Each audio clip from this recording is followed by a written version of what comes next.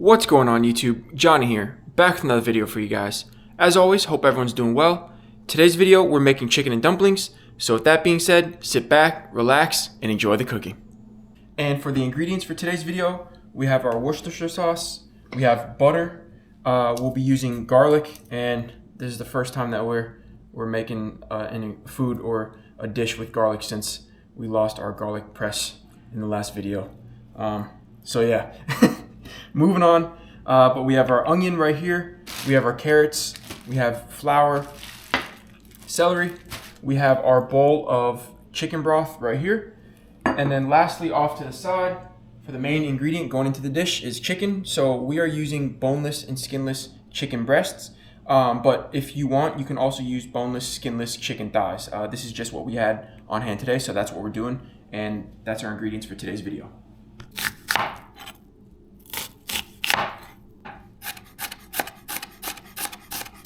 And for our celery, we're going to use 3 stalks. So first and foremost, just rinse the celery down, and that way it's to wash off any excess dirt that may be on it.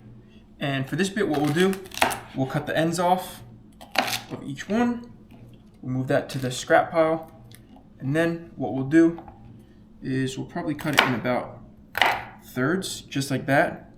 And then what you can do is you can then cut the celery into slices like this, and then we'll chop them up like that. Alright, so the celery's done. Now we're moving on to the carrots. So what we'll do is we'll cut it in half, and then take each half, cut that in half again, and then we can slice them like that.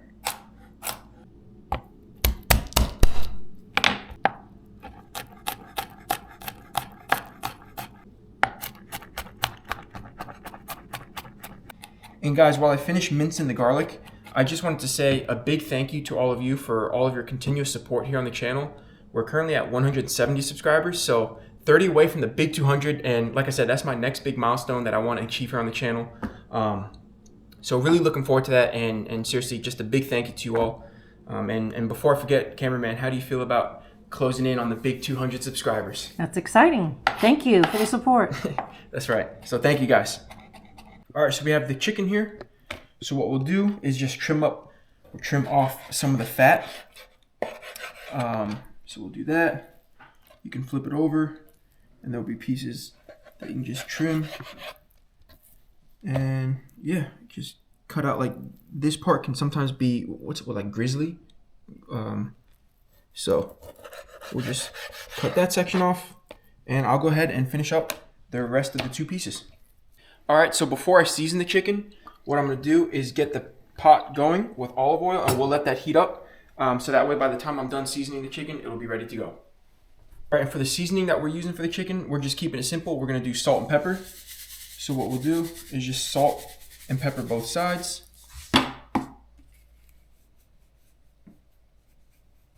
Alright, so both sides of the chicken are now seasoned with salt and pepper. So the pot isn't quite ready yet, so we'll let that continue to heat up. And then what we're going to do is just sear the chicken when it's time for that. So I'll see you then. All right, so here we go. So what we're going to do is sear the chicken about 3 to 5 minutes each side. And it won't be fully cooked, but don't worry because we'll finish cooking it later. So as I said, we'll just let this first side start searing.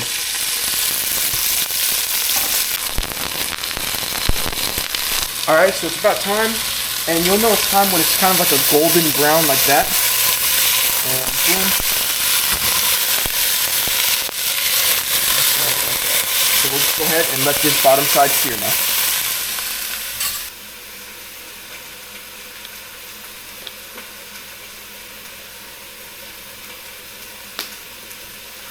Alright, so the chicken has been seared on both sides. So what we'll do now, and just so you can see, here's one side. There's the other, as I almost lose it. We'll let that rest off to the side for now. And then now what we'll do is we're going to add butter to the same pot. We'll let that melt. And then these brown bits right here from the leftover from the chicken that was just searing, you want to scrape that up and incorporate that into the melted butter. because that is all where all the flavor is from the chicken, and that's really good to incorporate into this butter base for when we work in the next bit of the video. Alright guys, so now what we'll do is we'll add the carrots, onion, and celery to the pot and to the butter, and we'll let these saute for about 5 to 10 minutes, but it may not be the exact time frame. It's just until it's soft, and then we'll add the garlic later. And I sound like a broken record on this channel saying it, but remember, garlic always goes toward the end, because if you burn garlic, it will ruin the dish. Ask me how I know. One too many times. Alright, so now that the veggies have been sauteing for a bit, it's time to add the garlic. So what I'll do is scoop that in, and then give that a quick little stir, so that way it gets a nice welcoming to the other veggies, and it can become incorporated. And then I'll also add a couple of drops of Worcestershire sauce, maybe a little more, as I send it flying over the pot.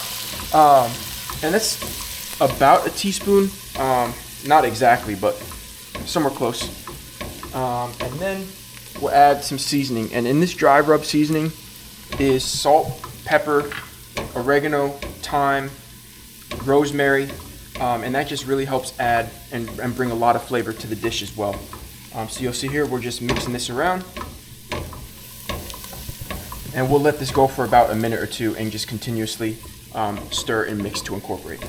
Alright, so now I'm going to add the flour, and I switched to a spoon because this is actually better to mix and make sure that you incorporate all of the flour and get the veggies covered entirely. So what we'll do here is dump the flour in, as I just said. We'll mix that around, and you want to make sure that you get all of the, sorry, the pot handle is really hot, so you just go like this for now, all of the edges of the pot, and we'll leave this going, or let this cook for about a minute or so, just to make sure it has a good coating of flour and it's absorbed onto the veggies.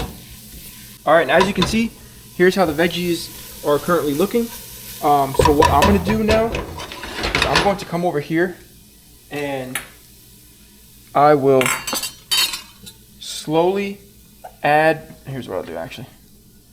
So I'll slowly add the chicken broth, and I'm going little by little, and what I'm doing is off the heat.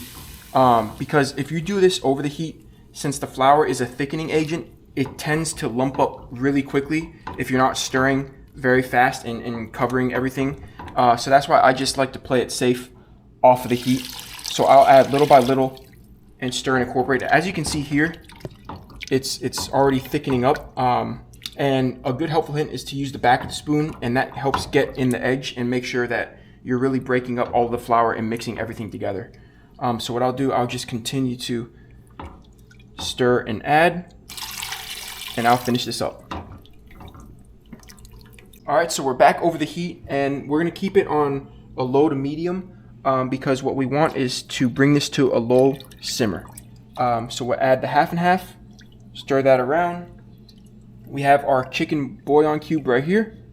We'll drop that in, and then, thank you, and then right here we have our frozen peas, and we'll add those in.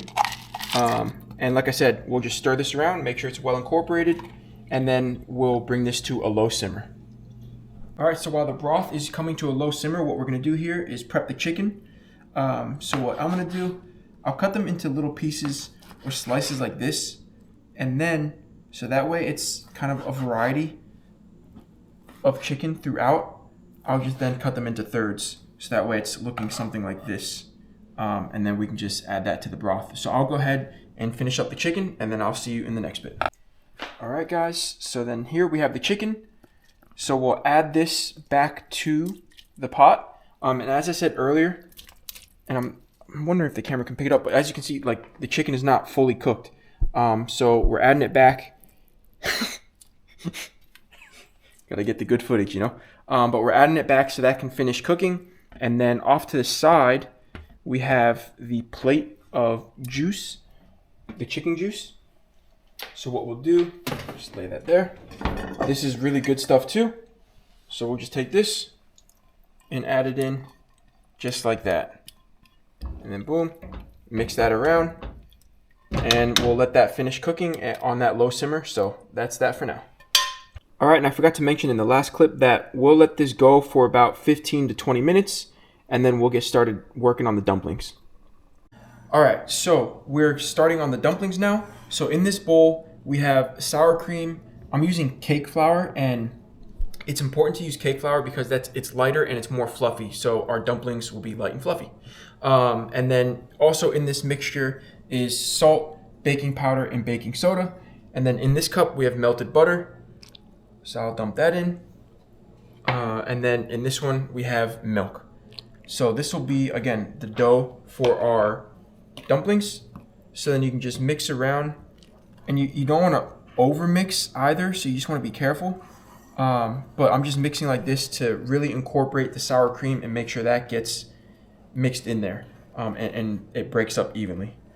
All right, so here's what we're looking like. As you continue to mix and incorporate the ingredients, it'll form similar to a ball. It won't be in a regular shaped dough ball or a ball of dough, but it will be close. So something like this. And as you can see here, we have that on the simmer. So then what I'll do,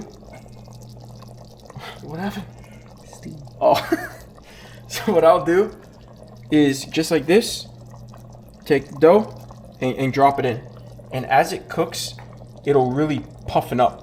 And blow up. It's really cool actually. It's kind of like an interesting science project, So I don't know if you have a school project that you're working on and your teacher asks for some science, you got that right there, courtesy of Activities with Johnny. And it better be an A.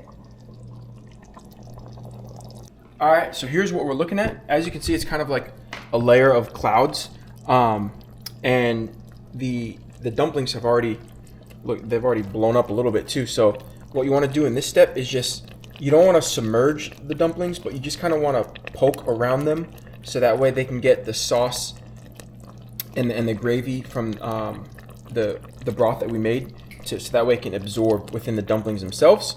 So just something similar to that is what we'll do. And then we'll cover this and let that go for about 15 to 20 minutes. And then what you want to do is just keep an eye on that. And in about 20 minutes, similar to when you're doing a dough test when baking, or a batter test, is you can stick a toothpick into the dumplings, and when you remove the toothpick, if there's some residue of the dough still sticking to the toothpick, that means it's not done yet. But if you pull out the toothpick and there's nothing sticking, it's good to go. So like I said, we'll continue to monitor that. All right guys, so it's been going for a little bit. So we cut the heat, and as I was saying earlier, for the test of the toothpick, as you can see, it's not really sticking at all, and there is a little bit, but that's totally fine. If it was not cooked, it would be way more, and you could see an actual layer on there. So we're good to go, and I'm gonna go ahead and make my bowl of chicken and dumplings, and I'll see you there. All right, and here we go, the final presentation. Alright guys, and that concludes today's video. As always, thank you so much for stopping by, tuning in, and supporting me in this channel. Don't forget to click like, subscribe, and hit that notification button so you don't miss when I upload here on the channel. But have a great upcoming week, take care, and I'll see you in the next one. Peace.